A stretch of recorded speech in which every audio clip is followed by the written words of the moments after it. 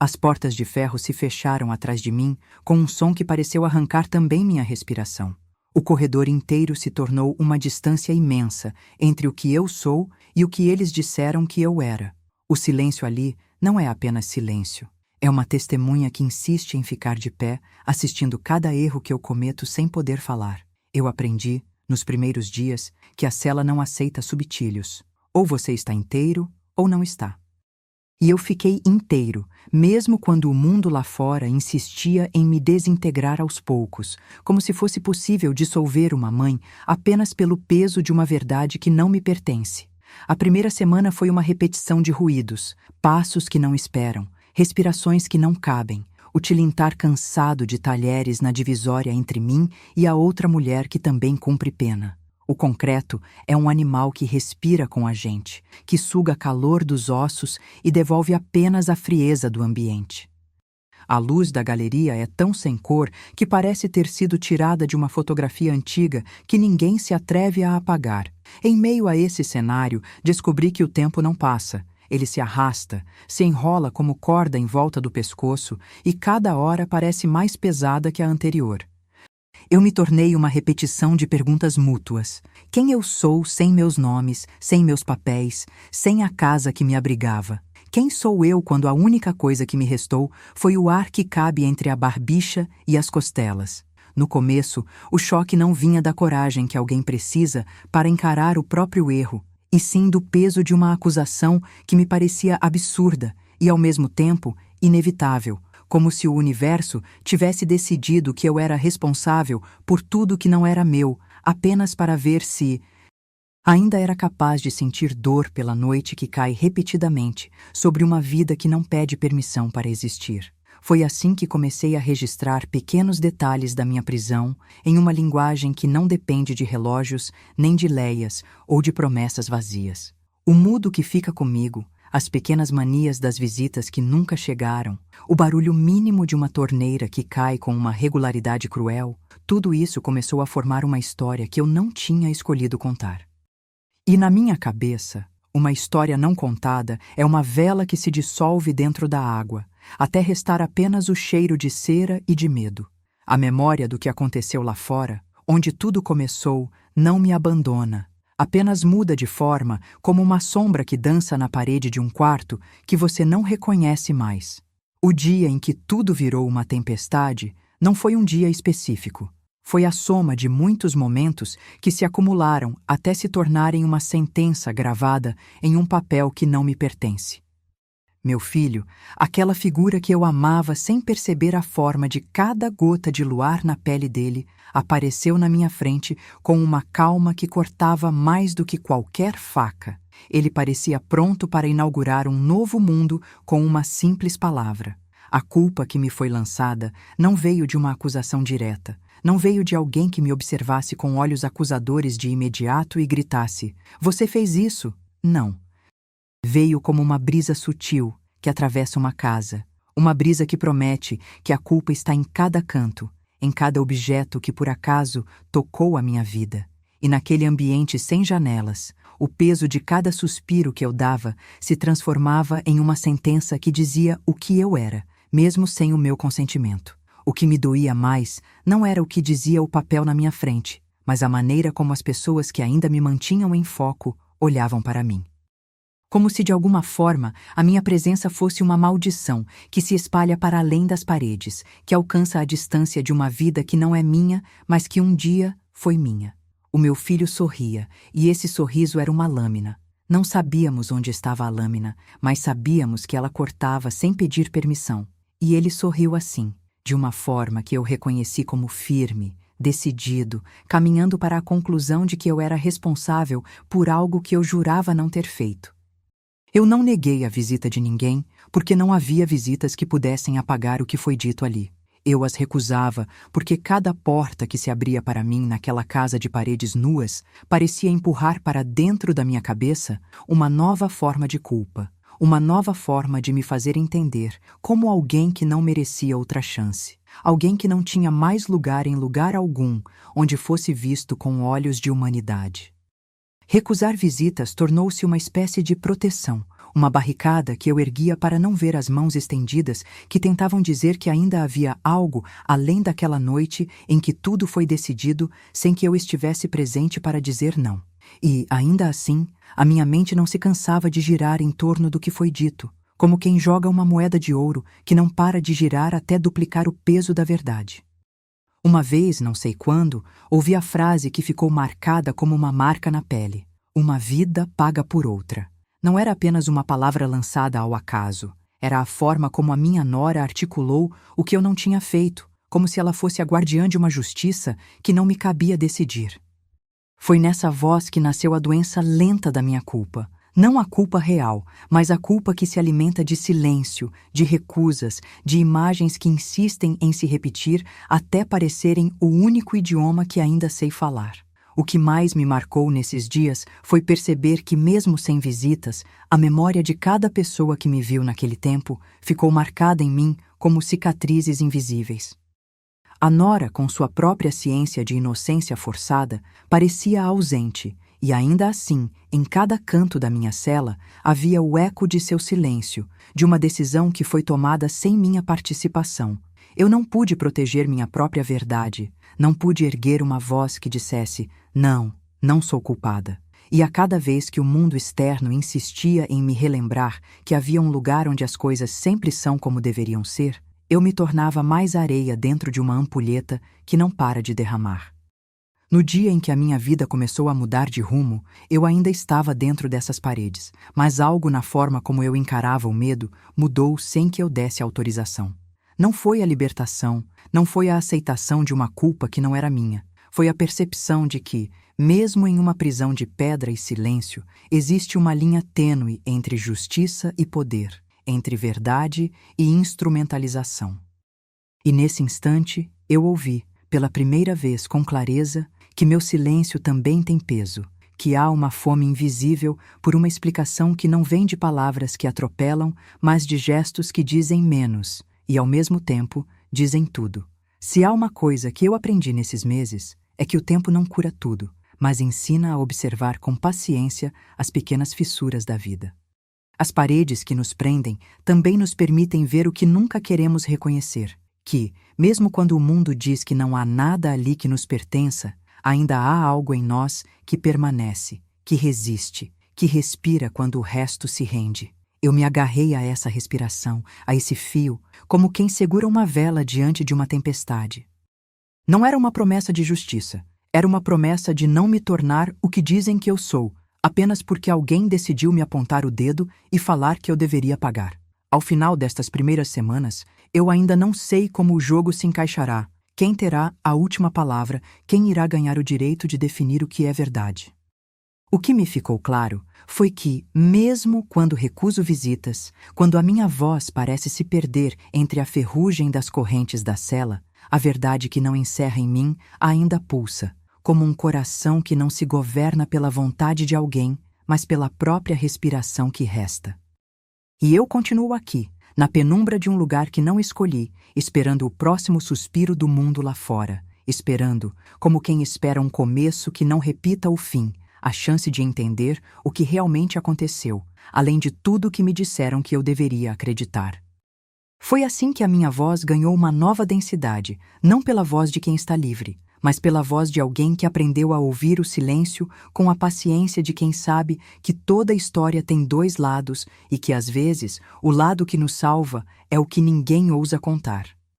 O dia em que o meu sofrimento foi transformado em apenas mais uma linha na estatística de uma vida interrompida ainda não chegou, mas a semente dessa mudança já crescia em segredo, alimentada por uma dúvida. E se a verdade for menos o que me foi imposto a aceitar do que o que ainda pode ser descoberto, mesmo que a descoberta custe tudo o que ainda me resta neste mundo? Enquanto isso, o relógio continua a marcar, as paredes continuam a ouvir e eu continuo a aprender que para uma mãe, o tempo não cura tanto quanto ensina a coragem de permanecer quando tudo ao redor pede para sair correndo. E eu, que não pedi para entrar naquela história, ainda encontro, nas dobras da minha solidão, a força mínima que me impede de apagar meu próprio nome.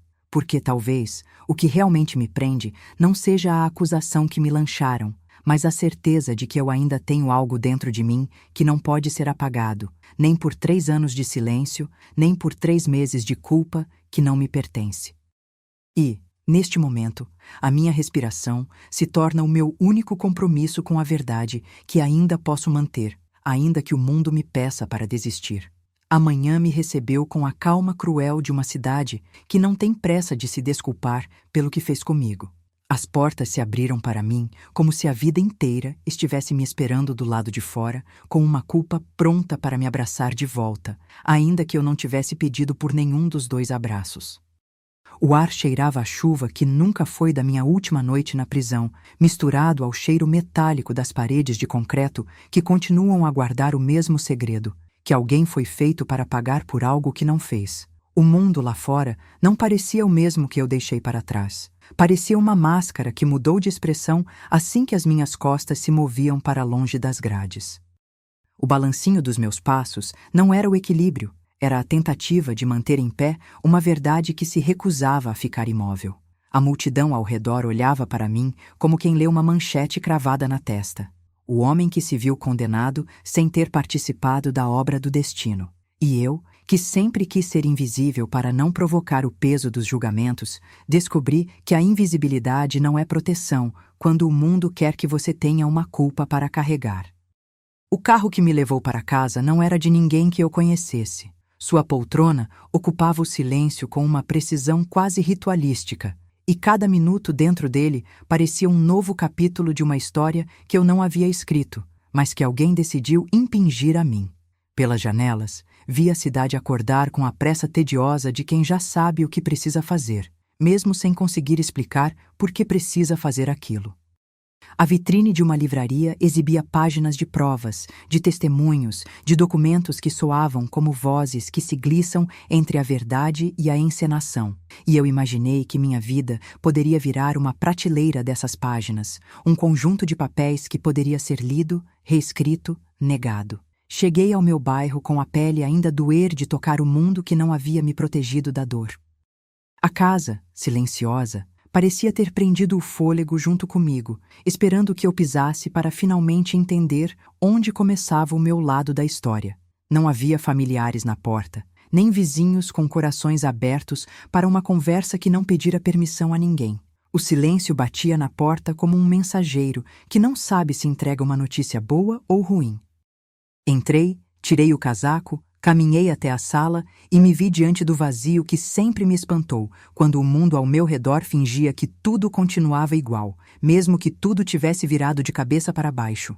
A lembrança da nora ecoou de uma forma tão clara quanto dolorosa que eu quase olhei para o meu próprio peito para ver se ali ainda havia uma culpa que não era minha. Uma vida paga por outra, disse ela.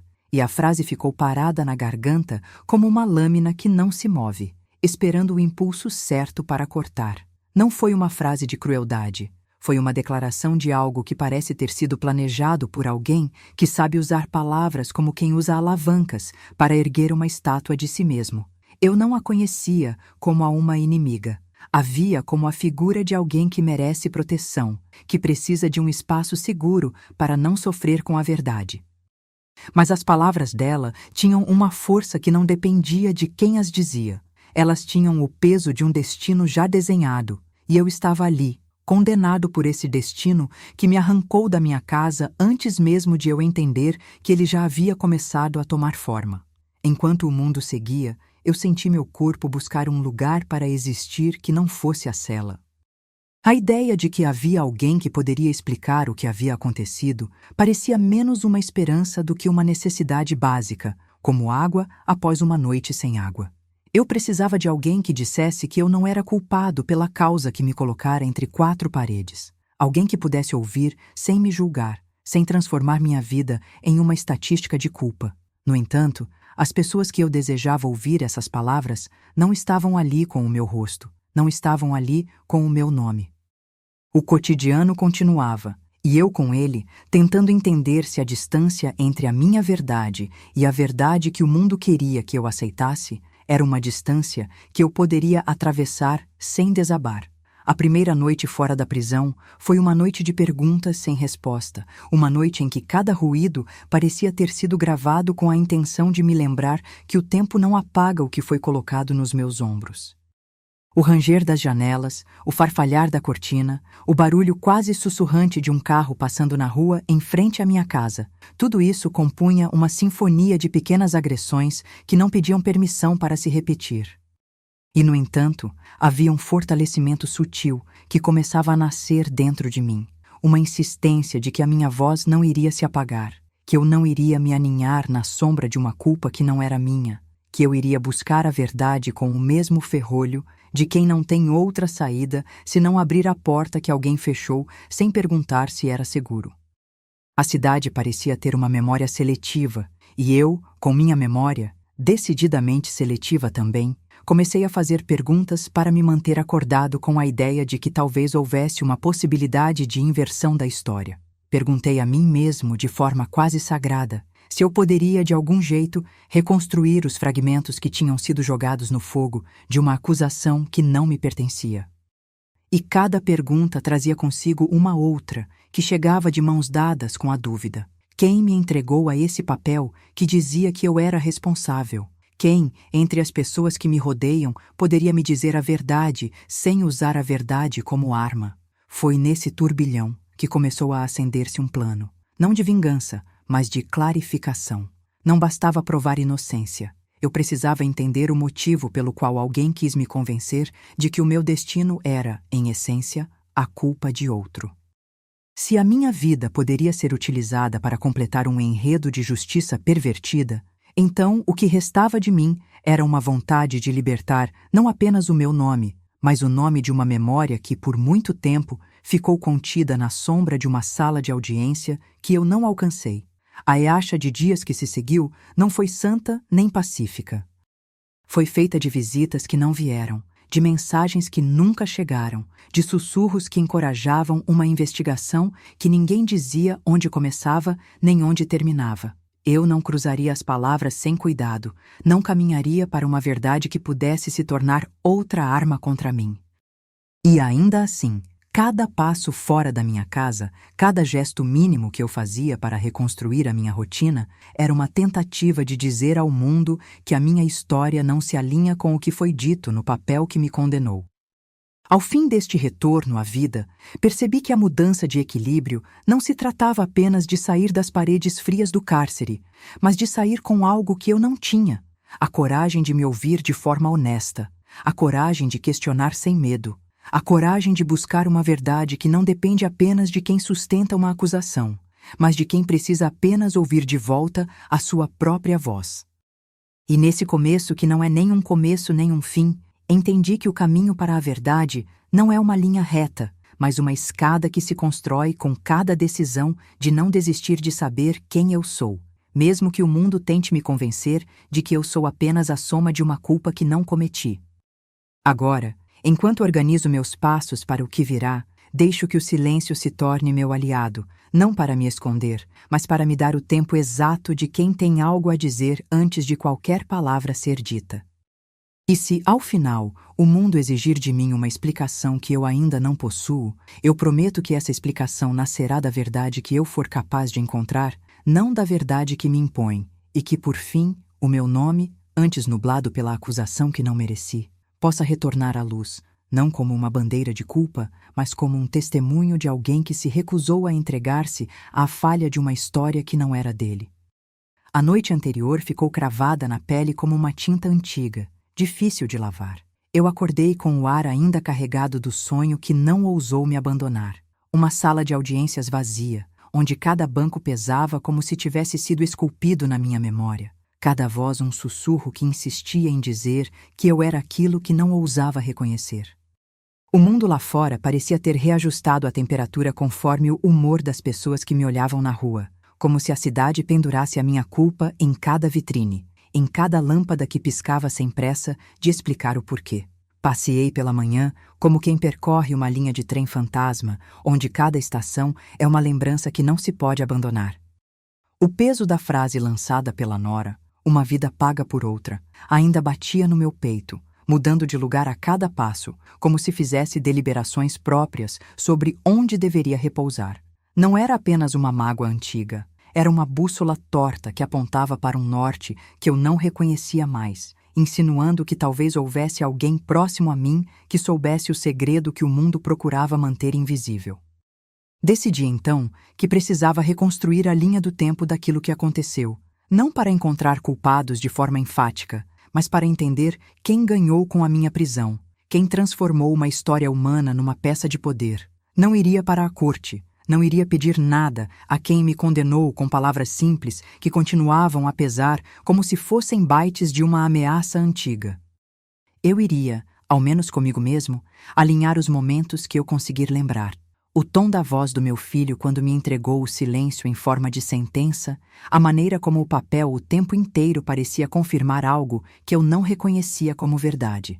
Entendi que a primeira etapa seria observar sem a pressão de respostas rápidas. Perguntei a mim mesmo quem, entre as pessoas que me cercam, poderia me guiar para a verdade sem transformar isso em mais uma arma. Não haveria vingança. Apenas uma clarificação que não poderia depender de quem insiste em manter uma narrativa que me coloca na penitência. A cada esquina, eu percebia a distância entre o que eu sou e o que a cidade acredita que eu sou, entre a minha voz, que ainda tentava encontrar um caminho para a verdade, e o eco da acusação que ainda ressoava nos ouvidos de quem não me viu saindo das portas frias da prisão. Foi quando começou a nascer dentro de mim a ideia de registrar não apenas o que me foi dito, mas o que ainda não foi dito por ninguém que se aproximou para ajudar. Eu precisava de um mapa, horários, lugares, palavras trocadas, olhares que não se repetirão, gestos que ficaram no ar como um segredo não contado. Não para derrubar pessoas, mas para descobrir onde reside o fio que conecta o passado ao presente. Quem poderia ter se beneficiado de uma versão que apagasse minha verdade? E se houvesse alguém que pudesse confirmar que minha história não começa com uma culpa, haveria de aparecer de algum modo, mesmo que fosse apenas em uma lembrança, em uma conversa mal compreendida, em um segredo que alguém resolveu não revelar. À medida que a manhã avançava, percebi que o silêncio que eu carregava não era apenas ausência de palavras, mas uma disciplina que precisava ser praticada. Em vez de reagir ao que ainda não tinha resposta, eu começava a estruturar perguntas que meu próprio silêncio poderia sustentar. Quando exatamente a acusação começou a ganhar forma? Quem articulou a ponte entre a narrativa pública e a minha suposta participação?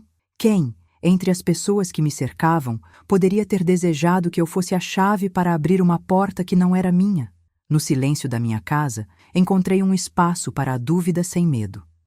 Peguei um caderno gasto, uma caneta que guardava a tinta de muitas noites sem sono e comecei a escrever, não para satisfazer curiosidades alheias, mas para conversar comigo mesmo sobre o que ainda precisava ser visto de frente. Cada linha que surgia ali era uma espécie de pedido de esquecimento para o que se tornou pesado demais para ser suportado sem tirar a máscara de culpa que a sociedade insiste em colocar sobre o que não conhecemos por inteiro. Enquanto escrevia, senti que a minha voz, mesmo sem som, ganhava força suficiente para apontar um novo caminho. Não um caminho que destruísse pessoas, mas um caminho que devolvesse a mim mesmo a condição de estar em paz com a própria verdade. Ao fim desta manhã, o mundo pareceu menos hostil e mais exigente, como se cada espaço de tempo tivesse se aberto apenas para ouvir o que ainda precisava ser dito em voz baixa. Eu não tinha respostas, mas sim uma promessa, que eu não apoiaria mais uma leitura única da minha história, que eu me permitiria ouvir Ramsey, a quem poderia saber ouvir sem confirmar a culpa, e, acima de tudo, que eu manteria a minha própria memória como uma testemunha que não se deixa comprar por uma versão fácil. Se havia alguém que de alguma forma poderia me oferecer um ângulo diferente, eu o encontraria sem pressa, sem o desejo de confrontar, apenas para entender, para não deixar que o peso de uma mentira escolhida por outros me esmagasse de novo. E, ao retornar para a casa, no instante em que a chave girou na fechadura, uma coisa ficou clara. A minha jornada não terminaria com a liberação, nem com a aceitação de uma culpa que não me pertencia. Ela continuaria como uma investigação silenciosa, constante, que eu conduziria comigo mesmo, um passo de cada vez, até que a verdade, não a verdade de uma audiência, mas aquela que cabe na respiração de uma mãe que quer simplesmente respirar, sem carregar o peso de ter que provar ser quem não é. O próximo passo seria simples: pedir a mim mesmo a verdade que ninguém pode roubar e começar, pela primeira vez, a caminhar na direção da minha própria versão dos acontecimentos, sem medo do que possa revelar. A manhã seguinte chegou sem o barulho de grandes revelações, como se o mundo tivesse decidido abrir o silêncio em vez de a porta. Eu ainda sentia o peso do papel que me acusava, mas a distância entre o que me foi dito e o que eu poderia agora buscar parecia menos uma linha reta e mais um mosaico de pequenas perguntas que eu poderia recolher, peça por peça, sem arder de raiva ou de medo. Tinha em mente um nome que não era uma testemunha nem um juiz, mas alguém que poderia ouvir sem acrescentar culpa: Ramsay. Não pela garantia de inocência, mas pela habilidade de ouvir sem transformar cada palavra em uma arma para empurrar a história de volta para o lugar de onde ela não deveria ter saído.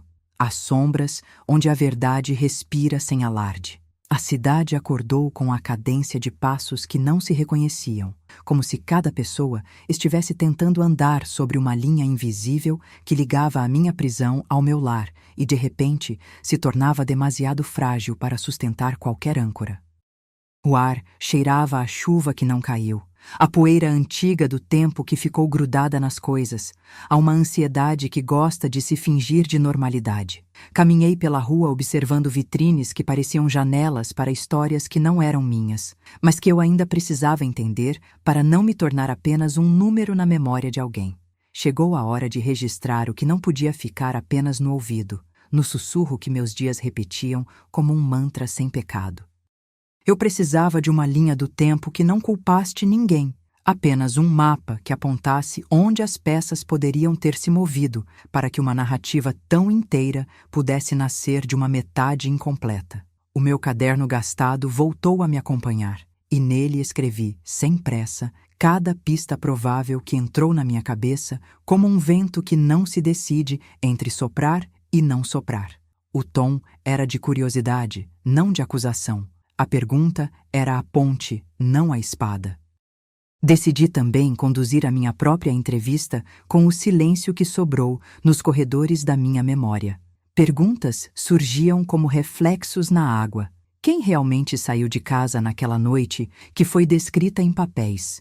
Quem ganhou com a minha prisão? Quem lucrou com uma narrativa que precisava de um vilão? Havia, claro, um fio invisível que conectava a narrativa pública ao silêncio que eu carregava, só que eu ainda não sabia qual seria o nó que iria desfazer essa linha. E é nesse espaço entre o que se vê e o que se teme que o carta da investigação começa a se desenrolar, não como uma demonstração de culpa, mas como uma tentativa de entender quem se beneficiou ao transformar uma vida humana em uma peça de poder. Foi então que a ideia de Ramsay chegou sem barulho, como alguém que já esperava por aquele momento e apenas resolveu aparecer quando eu precisava dele. Não era uma figura de alguém que vai me exonerar com uma frase fácil. Era alguém que poderia manter presente a distância necessária entre o que eu sou e o que o mundo quer que eu seja. Organizei o encontro sem alarde. Um café perto da praça, onde as mesas se perdem sob a luz dourada do fim da manhã. E o ruído das ruas parece ficar em pausa para observar quem se aproxima, com perguntas que não pedem desculpa. Pedi a mim mesmo que não desejasse apenas ouvir, mas que aprendesse a ouvir de forma que a voz que está em mim pudesse se reconhecer sem se curvar diante de uma culpa que não me pertence. Ao chegar ao café, entrei com a sensação de que cada passo era um ato de coragem mínima, quase cinematográfico. Como se o simples ato de atravessar a porta pudesse aproximar o meu eu de uma resposta que ainda não existia. Ramsay já me esperava, não como um salvador, mas como alguém que sabe que ouvir bem é a forma mais resistente de justiça que não precisa de juramento para existir. Sentamos em uma mesa de canto, onde as pessoas viram apenas silhuetas ao fundo, e onde, por alguns minutos, o tempo parece ter esquecido de calibrar as coisas com a pressa da vida cotidiana. A conversa começou devagar, com perguntas neutras sobre rotinas, sobre como o ar da manhã parecia diferente na cidade desde que eu saí de trás das grades. Não houve pressões, não houve julgamentos. Ramsay me ofereceu a coisa mais simples que alguém pode oferecer: espaço para falar, sem ser empurrado para uma conclusão prematura. E, aos poucos, as palavras começaram a sair, não como uma defesa, mas como uma tentativa de reconstrução. Eu contei de como acordava com a sensação de que cada objeto ao meu redor carregava uma culpa que não era minha, de como o silêncio da casa da minha nora parecia uma porta que se abriu sozinha para me expulsar de uma verdade que ainda não cabia dentro de mim. Falei da frase que sempre ecoava na minha cabeça: uma vida paga por outra, e de como aquele eco tinha se transformado em uma bússola torta que apontava para um norte que eu não reconhecia mais.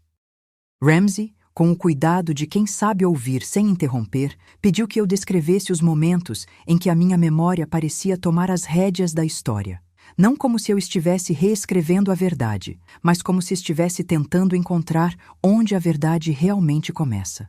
Perguntou sobre a hora exata em que a palavra culpa começou a ocupar um lugar que não merecia, sobre quem tinha se beneficiado de uma versão que colocava o meu nome no fim de uma linha que nunca escrevi. A cada resposta que eu dava, Ramsay insistia num ponto simples: não é necessário recusar respostas, é essencial que a pergunta permaneça viva. Sem perguntas que não deixem espaço para a dúvida, não existe investigação que não se corrompa de alguma forma pelo desejo de concluir antes do tempo. Entre um gole de café e outro, percebi que o meu desejo de justiça não precisava ser feito com a violência de uma acusação que pode destruir a vida de alguém sem mostrar a verdade completa. A verdade, repeti para mim mesmo, não é o acúmulo de provas que alguém escolhe colocar na balança. É a soma de pequenas certezas que, quando vistas juntas, revelam o que o mundo preferiria que não víssemos. Ramsay concordou. Há coisas que não se resolvem com documentos, com testemunhas que já sabem qual é o veredito. Algumas resoluções nascem quando alguém se recusa a aceitar o papel que a sociedade parece ter reservado para ele, o papel do culpado. E esse alguém pode ser, às vezes, o mesmo que por muito tempo carregou a culpa que não era dele.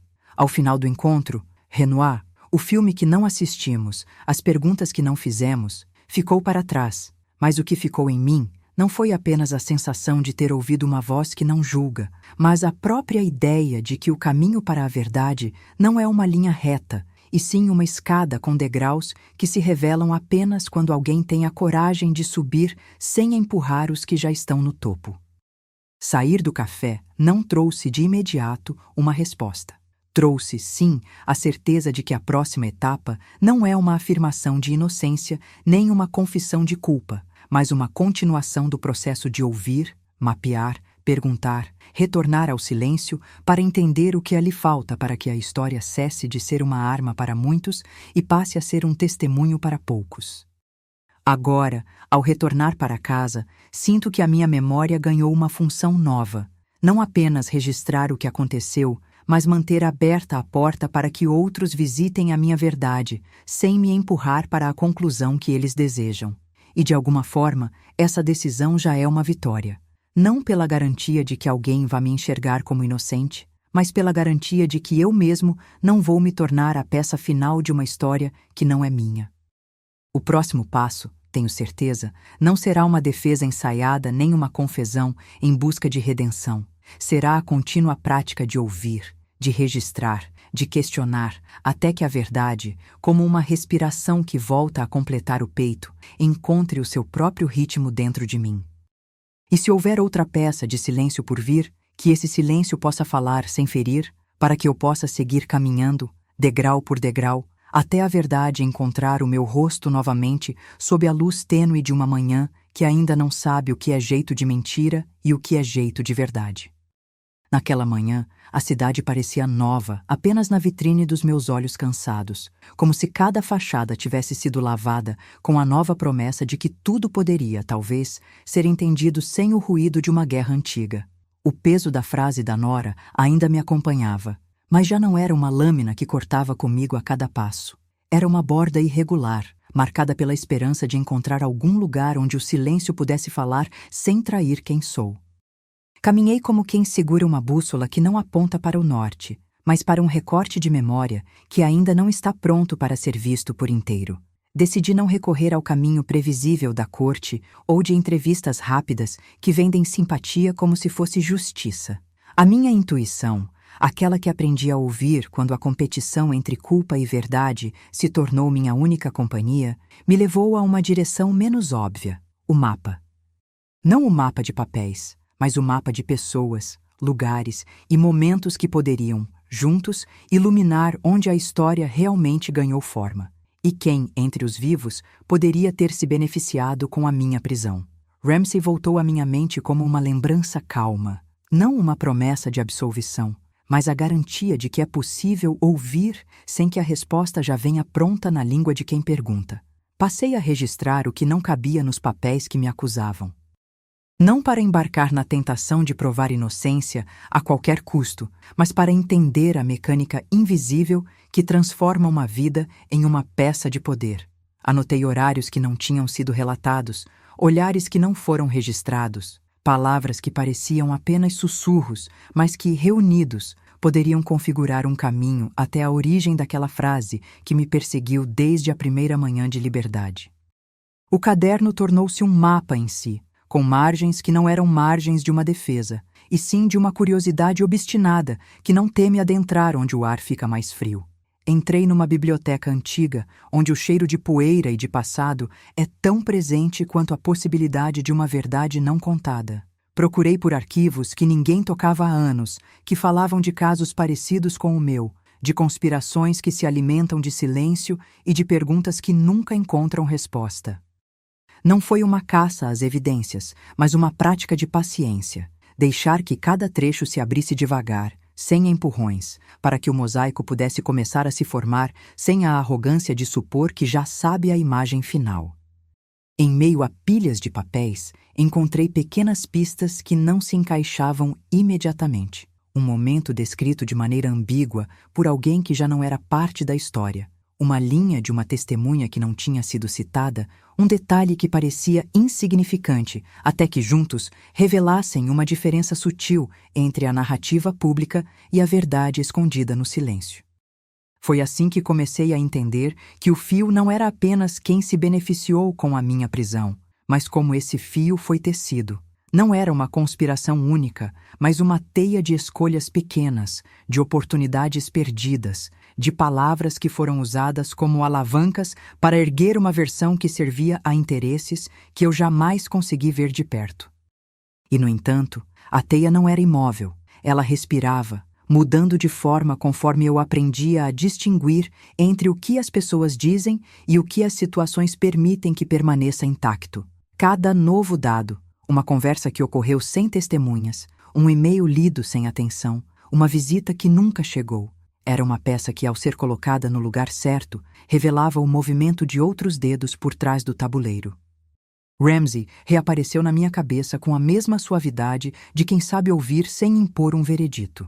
Não me ofereceu certezas, ofereceu perguntas que exigiam coragem para serem encaradas sem medo de desmoronar a própria imagem que eu havia aprendido a carregar. Nós concordamos em manter uma prática simples, perguntar sem ceder à tentação de concluir antes do tempo. Em cada encontro com ele, eu me lembrava de que a verdade não é uma linha que cruza de ponta a ponta, mas uma escada cujos degraus se revelam à medida que você sobe sem quebrar o piso de quem já está esperando lá em cima. E ao falar, eu não pretendia convencer alguém de que era inocente. Pretendia entender quem me colocou na posição de garrotear minha própria história com o peso de uma culpa que não era minha.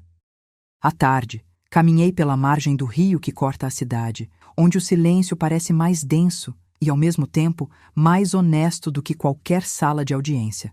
Sentei-me num banco antigo e deixei o vento levar embora parte do barulho que eu havia carregado durante meses. Pensei no que significava, de verdade, uma vida paga por outra, quando pertencemos a pessoas que nos veem apenas pela gravidade da culpa que nos é imputada. Pensei em minha própria memória, que, embora marcada por 3 anos de silêncio impingido, ainda buscava um jeito de respirar sem se tornar instrumento de derrota para alguém que preferia manter a história sob controle. O vento trouxe uma resposta que não era uma resposta pronta, mas a certeza de que eu precisava continuar a caminhar, sem expectativas rápidas, sem promessas vazias, apenas com a firme intenção de ouvir o que ainda não foi dito por ninguém. Ao retornar para casa, organizei uma nova prática de perguntas para mim mesmo. Não mais perguntas que pedem uma conclusão, mas perguntas que preservam o espaço para a dúvida real. Perguntei sobre quem esteve mais perto de transformar uma injustiça em uma violência silenciosa. Quem ajudou a transformar uma memória em uma arma contra mim. Quem, entre os vivos, poderia ter se beneficiado de uma narrativa que me mantinha fora da verdade. E, principalmente, perguntei a mim mesmo sobre o que eu poderia fazer daqui em diante para que minha voz não se perdesse mais entre as paredes frias da acusação. Não para exigir absolvição, mas para devolver à minha memória a dignidade de ser apenas a memória de quem sou, sem o peso de uma culpa que não cometi. O próximo passo, claro, não seria um único ato, seria uma prática contínua de observar, registrar, perguntar, retornar ao silêncio para entender o que ali ainda falta para que a história possa se aproximar da verdade sem ferir quem ainda está tentando se reerguer. E enquanto a cidade adormece em uma noite que parece prometer respostas que ainda não chegaram, eu sigo com a minha bússola, não a bússola que aponta para o tribunal, mas a bússola que aponta para dentro de mim, para a coragem de aceitar que a verdade pode exigir mais paciência do que qualquer sentença. Se a vida ensina algo, é que o caminho não é uma linha recta, mas uma escada que se constrói degrau por degrau, mantendo firme a respiração de quem sabe que ainda há uma história para ser contada. A minha, a nossa, a verdadeira que, um dia, pode encontrar a luz sem medo de encarar o que realmente aconteceu. A próxima manhã não veio com revelações bruscas, veio com uma respiração que aprendeu a medir o peso das perguntas. O ar ainda carregava o rumor da cidade que não dorme, mas eu sentia a quietude ganhar um contorno mais firme, como se o próprio silêncio estivesse aprendendo a dizer menos para poder ouvir o que realmente importa. Ramsay voltou à minha lembrança não como um salvador, mas como um farol que aponta para onde a bússola precisa se ajustar, sem me empurrar para conclusões já prontas. Saí de casa com a sensação de que a história não iria se resolver apenas com documentos ou testemunhos, mas com a capacidade de reconhecer vulnerabilidades invisíveis no tecido da narrativa. Andei pela margem do rio que corta a cidade, onde o vento parecia participar do meu silêncio, trazendo consigo respostas que não chegam como palavras, mas como um convite para olhar de outra forma. Pensei na frase que ainda ecoava na minha cabeça: uma vida paga por outra. Não como uma condenação direta, mas como uma pergunta que precisa de mais do que uma resposta rápida para deixar de ser arma. Na biblioteca antiga, os corredores cheiravam a papel gasto e promessas não cumpridas. Fui atraído por uma salvação improvável, um arquivo de casos esquecidos, uma linha de detritos de investigações que ninguém mais desejava revirar. Não era uma caça às evidências para derrubar alguém, mas um exercício de paciência para entender como as linhas se cruzam quando o interesse de alguns se sobrepõe à verdade de muitos. Entre pilhas de jornais amarelados e caixas de arquivos, encontrei uma fotografia pequena, quase discreta, de uma reunião que acontecera anos antes, em que participavam pessoas de olhar treinado para não revelar o que realmente sabiam. Um detalhe quase insignificante, o ângulo de uma cadeira, a hora de um convite, uma expressão que mudava o tempo todo, começou a se encaixar com outros fragmentos que eu tinha anotado em meu caderno gasto. Ramsay reapareceu na minha memória como uma voz que não ameaça nem promete absolvição, mas que coloca perguntas que não pedem desculpas. Conversamos mentalmente sobre o que significava reconstruir sem destruir. Ele falava de uma prática simples, não transformar a curiosidade em uma arma, mas permitir que a dúvida permaneça ativa o suficiente para que cada evidência, por menor que pareça, encontre seu lugar no mosaico sem ser obrigada a justificar o que já foi decidido pela pressa do veredito. Eu aceitei esse ritmo. Não seria eu quem empurraria a história para um final conveniente. Eu seria quem deixaria que a verdade se revelasse no seu próprio tempo, sem pressa e sem medo. Ao retornar para casa, escrevi no meu caderno não apenas o que eu lembrava, mas o que ainda faltava lembrar. Listei locais, rostos, conversas sussurradas, gestos que poderiam ter significado maior do que pareciam. Não para forçar uma reconstrução, mas para manter a porta entreaberta para aquela possibilidade de que alguém, em algum ponto, pudesse ter se beneficiado de uma versão que encadeasse minha prisão a uma culpa que não era minha. O mapa que eu traçava não era apenas um itinerário de lugares. Era um mapa de relações, de interesses entrelaçados, de pequenas escolhas que, somadas, criam uma corrente que atravessa gerações e circunstâncias. Foi nesse exercício que a ideia de registrar não apenas dados, mas perguntas vivas, ganhou corpo. Perguntas que não buscam apenas resposta, mas que tentam manter a memória em diálogo com a verdade. Perguntei a mim mesmo: quem se aproximava de mim com a intenção de confirmar minha culpa como forma de proteger algo ou alguém? Quem, entre os que me rodeiam, tinha uma razão para manter intacta uma versão que me mantinha longe daquilo que chamavam de justiça? E, principalmente, quem estaria disposto a ouvir minha memória sem transformá-la em prova contra alguém que não merecia carregar aquele peso? O encontro com Ramsey, quando ele apareceu em minha linha de pensamento pela última vez, não foi para me oferecer soluções prontas, mas para me lembrar da necessidade de uma prática constante de escuta. Ouvir sem pressa, registrar sem preconceitos, questionar sem o desejo de concluir antes do tempo. Continuei a percorrer a cidade com a bússola interna, apontando para dentro de mim, para a coragem de permanecer firme diante da incerteza, para a promessa de que a verdade pode exigir mais paciência do que qualquer sentença. A cada passo, percebia que não havia atalho para a justiça que eu buscava. Havia apenas a disposição de não desistir de observar, de registrar, de perguntar, de retornar ao silêncio para entender o que ainda precisa ser visto. O dia terminou com a certeza de que o próximo movimento não seria um grito de desforra, nem uma confissão improvisada, mas uma continuação do trabalho silencioso de entender, de mapear, de ouvir. E se de fato houver alguém que tenha alguma lembrança a acrescentar, alguém que ainda carregue uma evidência que possa iluminar o que parecia obscurecido, que esse alguém se apresente sem medo, não para condenar, mas para contribuir com a clareza que só a verdade compartilhada pode trazer. Enquanto a cidade adormecia, a minha determinação permaneceu acesa. Não permitir que a história se feche com uma única versão, mas manter a porta entreaberta para que talvez um dia a memória de todos nós encontre o equilíbrio entre justiça, responsabilidade e o direito de respirar sem o peso de uma culpa que não nos pertence. Amanheci com o peso de uma nova pista, ainda sem nome, como se o ar tivesse se condensado em uma pergunta que não cabia mais em meus pulmões. Saí de casa com a memória de Ramsey ainda fresca, não como um herói que vem ao encontro de uma solução, mas como uma presença que exige paciência para ser entendida. A cidade parecia acordar comigo, cada passo uma batida que marcava uma cadência nova em minha própria história. O mapa que eu traçara não era mais apenas uma curiosidade. Era uma linha do tempo viva, conectando pessoas, lugares e escolhas que juntas podiam justificar uma vingança ou algum tipo de justiça que ainda não cabia em nenhum relatório. Entrei na biblioteca antiga como quem volta a se aproximar de um segredo que precisa ser cuidado, com as unhas enegrecidas pelo tempo. O cheiro de poeira misturado ao perfume de livrarias velhas enchia o ar com uma lembrança de promessas que já não cabiam na vida de quem eu sou hoje.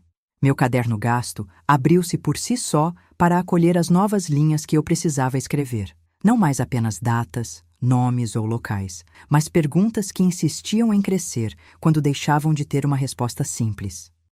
Quem manipulou a narrativa pública para que minha prisão parecesse inevitável?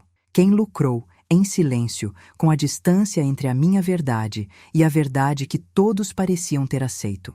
E, principalmente, quem estaria disposto a falar sem esconder uma fratura invisível de interesse? Havia algo diferente naquele dia, um arquivo esquecido, empacotado com cuidado em uma gaveta que parecia não pertencer ao presente. Um rótulo gasto indicava um caso antigo, uma vitrine de papéis amarelados que, sob o peso, revelavam pequenas contradições, folheios com uma mão que já não tremia de medo, apenas de curiosidade. Entre cartas, atas, fotografias que perderam o brilho, encontrei uma fotografia pequena que quase não chamava a atenção. Uma reunião antiga, anos atrás, em que pessoas de olhar treinado para não revelar o que sabiam pareciam discutir algo que não cabia mais no que estavam fazendo no mundo real. O ângulo da cadeira, a hora indicada, a expressão que mudava a cada respiração, tudo parecia insignificante, até que juntos revelavam um fio que ligava o passado ao presente de uma maneira que eu não tinha ousado imaginar. Ramsay apareceu na minha mente não como alguém que trouxe uma solução, mas como alguém que ajudava a manter a pergunta viva. Perguntou, como se falasse para alguém que ainda tem medo de ouvir, o que eu realmente procurava naquela sala sem janelas que, por décadas, guardou segredos de gente que não queria que a verdade saísse de lá. Não era uma nec plus ultra de justiça, era uma insistência naquilo que a justiça precisa para não se tornar vingança. Perguntas que não se rendem à pressa, curiosidade que não se transforma em arma, coragem de admitir a dúvida como parte da busca. Conversamos em silêncio sobre o que faria sentido naquele mosaico. Não apagar pessoas, não condenar sem provas, mas entender como certas escolhas podem ter sido, de alguma forma, incentivadas por interesses invisíveis. Voltei a anotar com mais cuidado do que nunca. Não era uma nova caça às evidências. Era uma tentativa de entender a mecânica de uma história que parecia ter sido construída por mãos que queriam ver alguém pagar por uma culpa que não era dele. Listei horários que poderiam ter sido mencionados em algum relatório, rostos que apareciam apenas como sombras, conversas que alguém descreveu de forma ambígua, gestos que não pareciam ter peso, mas que, somados, formavam uma linha direta para um possível nó de manipulação. O mapa que eu traçava começava a atracar uma rede complexa de relações. Quem, entre os vivos, poderia ter obtido algum benefício ao transformar uma vida em uma peça de poder? Quem se beneficiava da minha prisão? E quem, entre os que me rodeavam, poderia estar disposto a dizer a verdade, mesmo que isso significasse perder algo? Foi então que Ramsay trouxe, de forma simples e cuidadosa, uma ideia antiga que eu quase tinha esquecido. Memória não é apenas registrar fatos, é saber perguntar novamente. Mesmo diante de respostas desconfortáveis, decidimos manter a prática. Perguntas que não pedem clausura, que não exigem conclusão apressada, que permitem que a dúvida respire. Em vez de exigir uma absolvição ou uma confissão, eu buscaria uma clareza que pudesse nascer do entrelaçamento de lembranças, indícios vivos e silenciosos que ainda não tinham ganhado voz.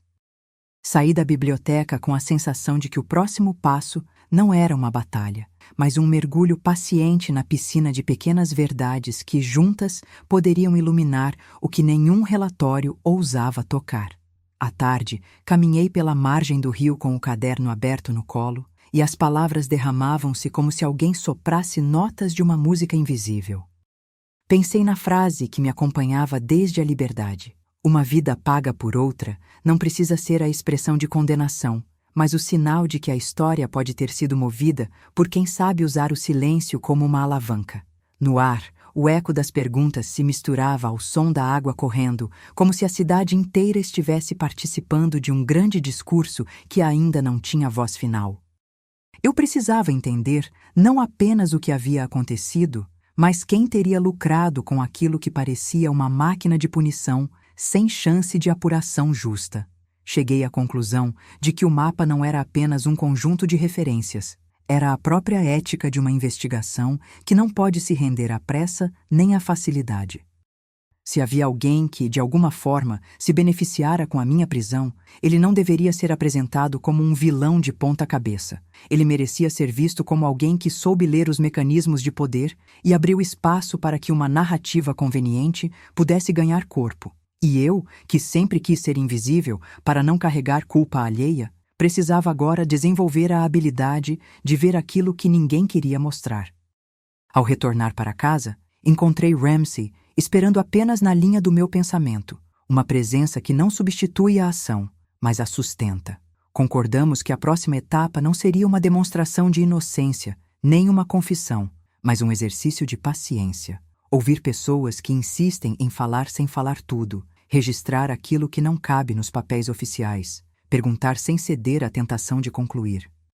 A verdade, repetimos em voz baixa, não é uma soma de provas que se escolhe colocar na balança. É a soma de pequenas certezas que, vistas juntas, revelam o que o mundo quer manter escondido.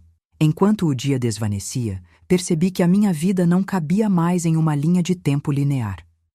Era precisa uma visão multidimensional, memórias que insistiam em aparecer quando menos esperava, palavras que reapareciam em tom de pista, gestos que pareciam apenas ruídos, mas que, juntos, montavam uma narrativa que merecia ser ouvida com cuidado. Não havia atalhos, havia apenas a prática constante de observar, registrar, perguntar, retornar ao silêncio para entender o que ali ainda precisava ser mostrado. O próximo passo, pensei, seria simples na forma, mas tremendo na consequência. Pedir a mim mesmo a verdade que ninguém pode roubar, não para provar algo a alguém, mas para devolver à minha memória o direito de existir sem o peso de uma culpa que não cometi. E, se no caminho surgisse alguém disposto a falar sem se deixar prender por interesses, eu o ouviria com a humildade de quem sabe que a verdade não é uma arma, mas uma ponte que precisa ser construída com paciência, empatia e coragem de permanecer em frente, mesmo quando a dúvida parece pesada demais para carregar.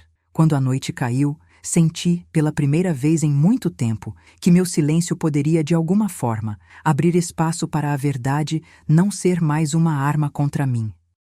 E neste espaço, eu me permiti respirar com mais tranquilidade do que antes. Não porque tudo estivesse resolvido, mas porque eu reconheci que estou pronto para seguir em frente com uma pergunta que ainda não encontrou resposta. Quem realmente lucrou com a minha prisão?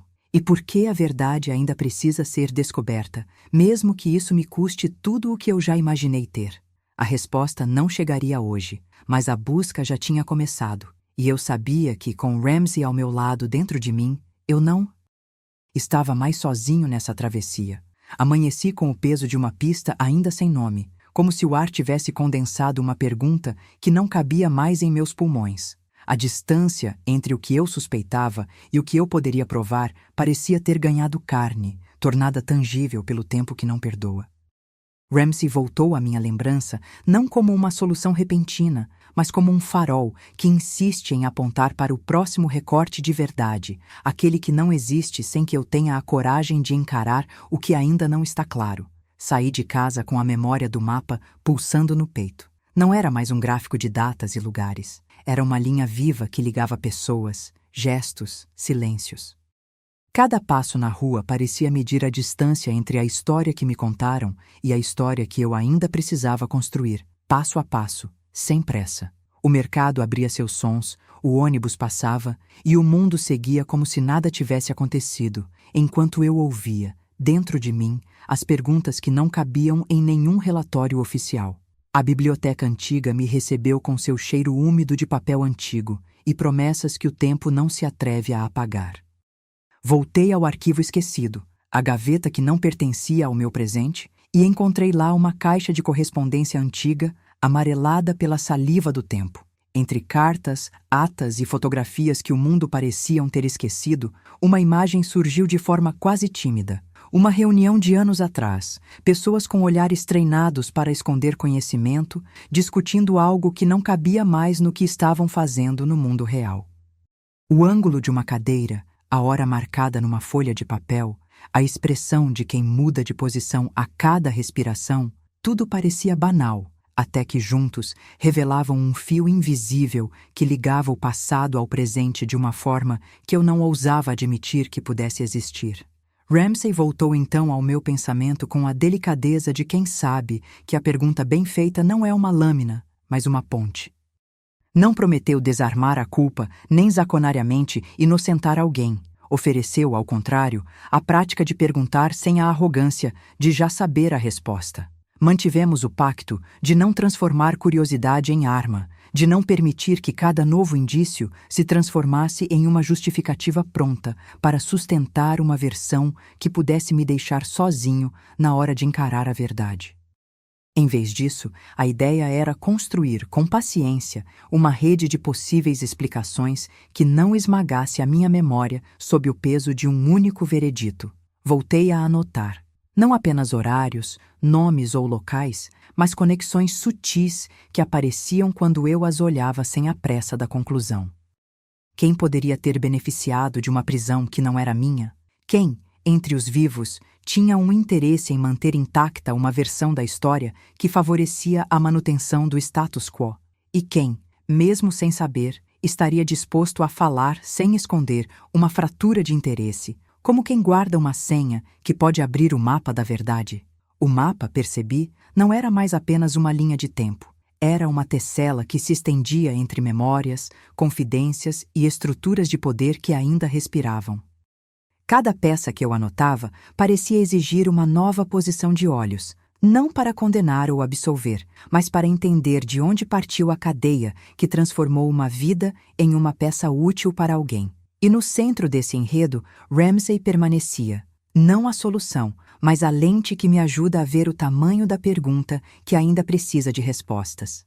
À tarde, caminhei pela margem do rio como quem busca um eco que responda sem julgar. A frase da Nora ainda me visitava, mas já não era uma lâmina que me cortava sem cessar.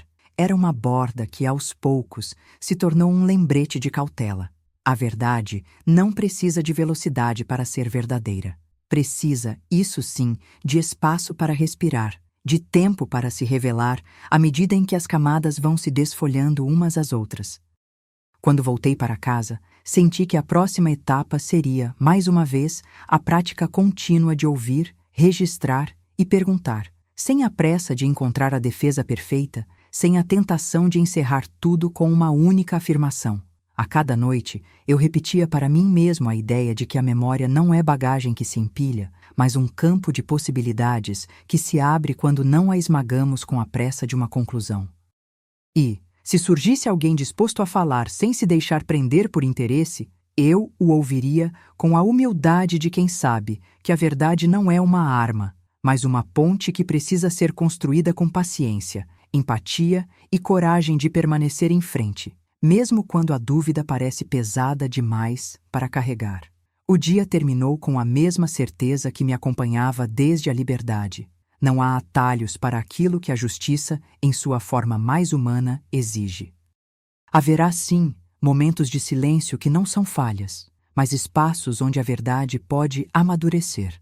E eu, com Ramsay embutido na respiração, me preparei para mais uma noite de perguntas que não cessam, de lembranças que se recusam a desaparecer e de um compromisso comigo mesmo de continuar, degrau por degrau, até que a verdade encontre o seu rosto na luz suave do amanhecer.